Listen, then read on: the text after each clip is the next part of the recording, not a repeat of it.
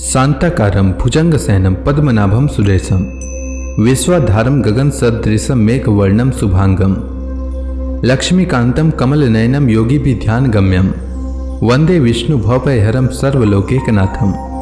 मंगलम भगवान विष्णु मंगलम गरुड़ध्वज मंगलम पुंडरीकाक्ष मंगलाय तनोहरि। ओम नमो भगवते वासुदेवाय। आज का दिन आप सभी के लिए मंगलमय हो।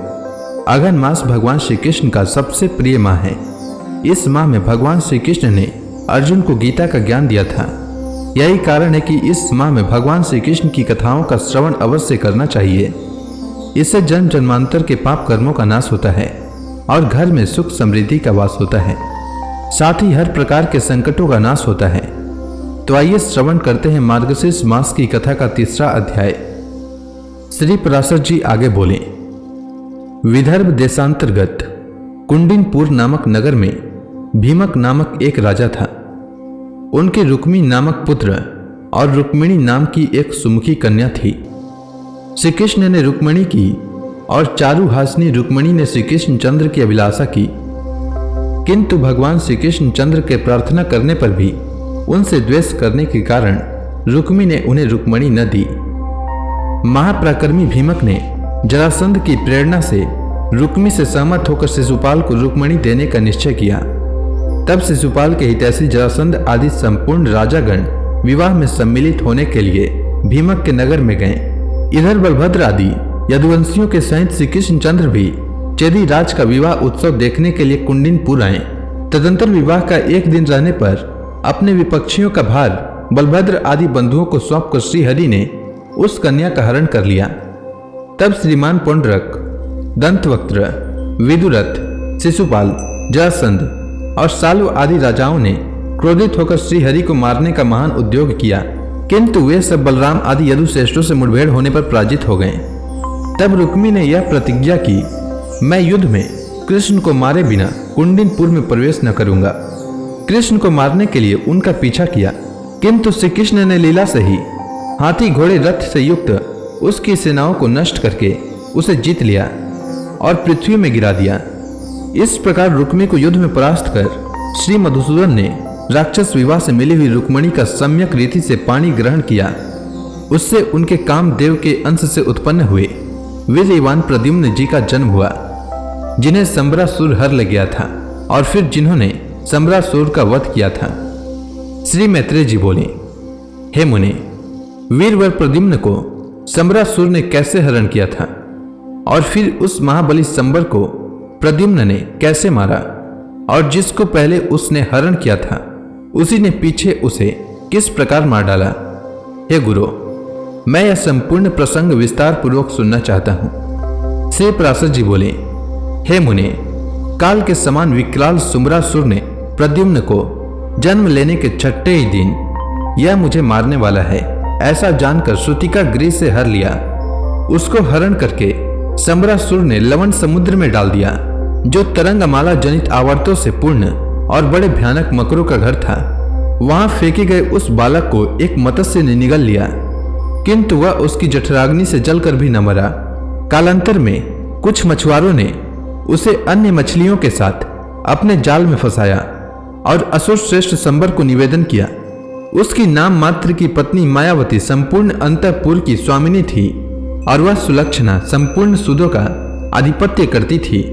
उस मछली का पेट चीरते ही उसमें एक अति सुंदर बालक दिखाई दिया, जो दग्ध हुए काम वृक्ष का प्रथम अंकुर था।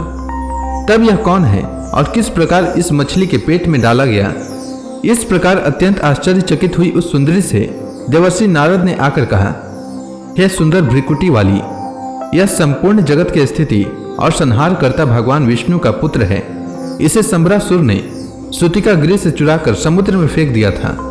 वहां से इसे यह मत्स्य निगल लिया और अब इसके द्वारा यह तेरे घर आ गया है।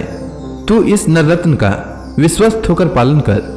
श्री पराशर जी आगे बोले, नारद जी के ऐसा कहने पर मायावती ने उस बालक की अतिशय सुंदरता से मोहित होकर बाल्यावस्था से ही उसका अति अनुराग पूर्वक पालन किया। हे महामते, जिस समय वह नव यौवन के समागम से सुशोभित हुआ, तब वह गजगामिनी उसके प्रति कामा युक्त अनुराग प्रकट करने लगी। हे महामुने, जो अपना हृदय और नेत्र प्रद्युम्न में अर्पित कर चुकी थी, उस मायावती ने अनुराग से अंधी होकर उसे सब प्रकार की माया सिखा दी। इस प्रकार अपने ऊपर आसक्त हुई उस कमल लोचना से कृष्ण नंदन प्रद्युम्न ने कहा, आज तुम मातृभाव को छोड़कर यह अन्य प्रकार का भाव क्यों प्रकट करती हो? तब मायावती ने कहा, तुम मेरे पुत्र नहीं हो, तुम भगवान विष्णु के पुत्र हो। तुम्हें काल संबर ने हर कर समुद्र में फेंक दिया था। तुम मुझे एक मत्स्य के उदर में मिले हो। हे कांत, आपकी पुत्र वत्सला जननी आज भी रोती होगी। श्री पराशर जी आगे बोले, मायावती के इस प्रकार के कहने पर महाबलवान प्रद्युम्न जी ने क्रोध से विवल होकर संबरासुर को युद्ध के लिए ललकारा और उससे युद्ध करने लगे।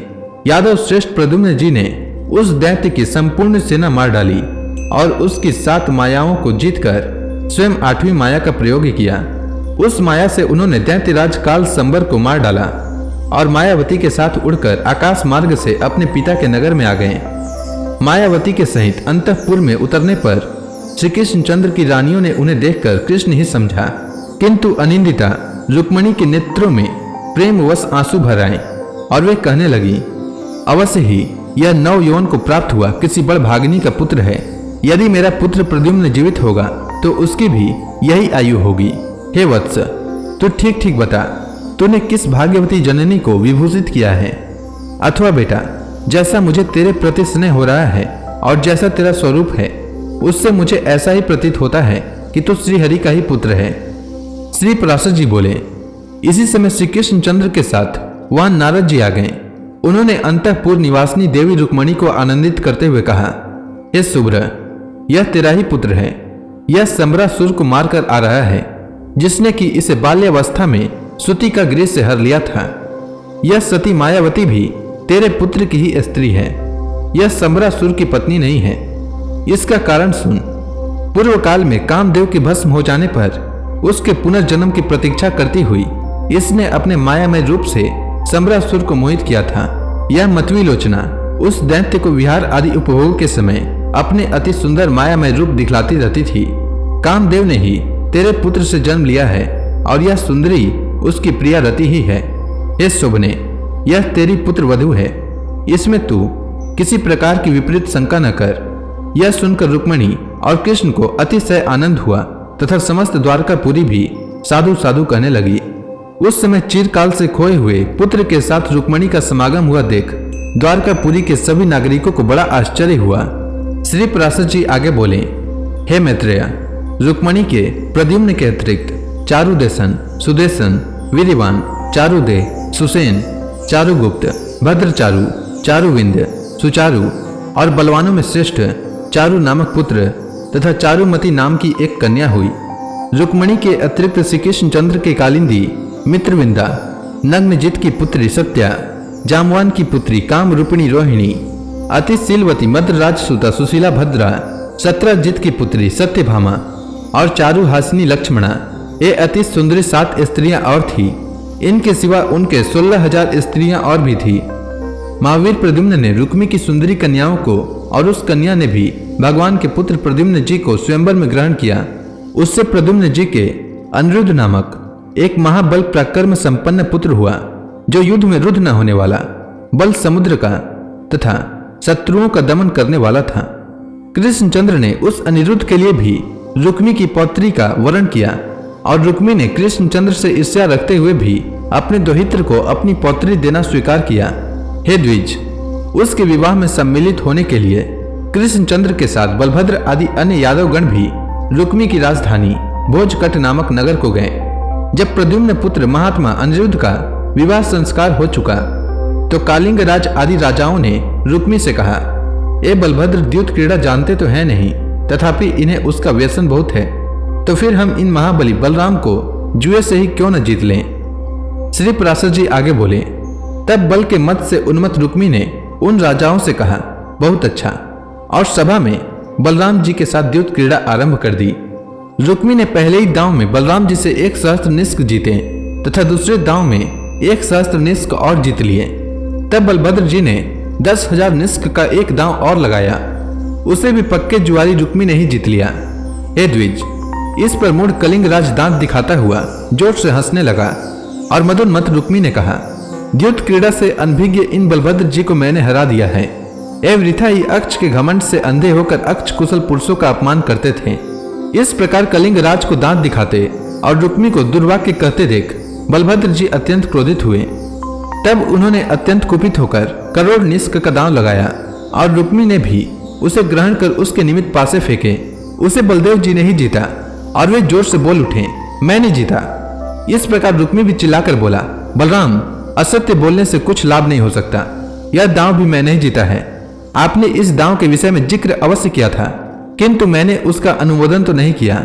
इस प्रकार यदि आपने इसे जीता है तो मैंने भी क्यों नहीं जीता। श्री पराशर जी आगे बोले, उस समय महात्मा बलदेव जी के क्रोध को बढ़ाती हुई आकाशवाणी ने गंभीर स्वर में कहा, इस दांव को धर्मानुसार तो बलराम जी ही जीते हैं। रुक्मी झूठ बोलता है, क्योंकि वचन न कहने पर भी पासे फेंकने आदि कार्य से वह अनुमोदित ही माना जाएगा। तब क्रोध से अरुण नयन हुए महाबली बलभद्र जी ने उठकर रुक्मी को जुआ खेलने के पासों से ही मार डाला। फिर फड़कते हुए कलिंग राज को बलपूर्वक पकड़कर बलराम जी ने उसके दांत, जिन्हें दिखलाता हुआ वह हंसा था, उसे तोड़ दिया। इनके सिवा उसके पक्ष के और भी जो कोई राजा लोग थे, उन्हें बलराम जी ने अत्यंत कुपित होकर एक स्वर्ण में स्तंभ उखाड़कर उससे मार डाला। हे द्विज, उस समय बलराम जी के कुपित होने से हाहाकार मच गया और संपूर्ण राजा लोग भयभीत होकर भागने लगे। हे मैत्रेय, उस समय रुक्मी को मरा गया देख श्री मधुसूदन ने एक और रुक्मिणी के और दूसरी ओर बलराम जी के भय से कुछ भी न कर सके। तदंतर हे द्विज श्रेष्ठ, यादवों के सहित श्री कृष्णचंद्र सपत्नीक अनिरुद्ध को लेकर द्वारकापुरी में चले आए। तो इसी के साथ यह अध्याय समाप्त हुआ। अब आगे की कथा मैं कल लेकर आऊंगा। तब तक के लिए भगवान हरि का नाम लेते रहें। तो प्रेम से बोलिए भगवान विष्णु की जय, श्री कृष्णचंद्र की जय, लक्ष्मी माता की जय, तुलसी माता की जय, समस्त देवी देवताओं की जय।